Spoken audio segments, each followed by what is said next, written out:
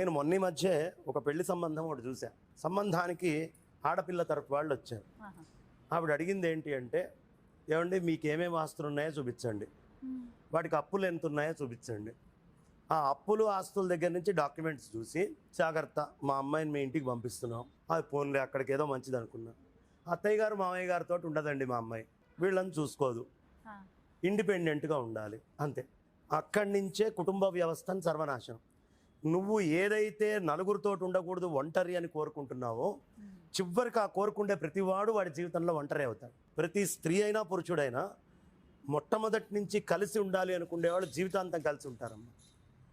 ఒంటరి అనేటటువంటి భావం, ఈ అత్తాయి మావలతో చచ్చిపోతున్నాం, లేదు ఆడపిల్ల తల్లిదండ్రులతో చచ్చిపోతున్నాం అని వాళ్ళని ఎప్పుడైతే మనం దూరం చేయడం మొదలు పెడతామో కుటుంబ వ్యవస్థలో, చివరికి జరిగేది ఏంటంటే నువ్వు కూడా ఒంటరి అయిపోతావు.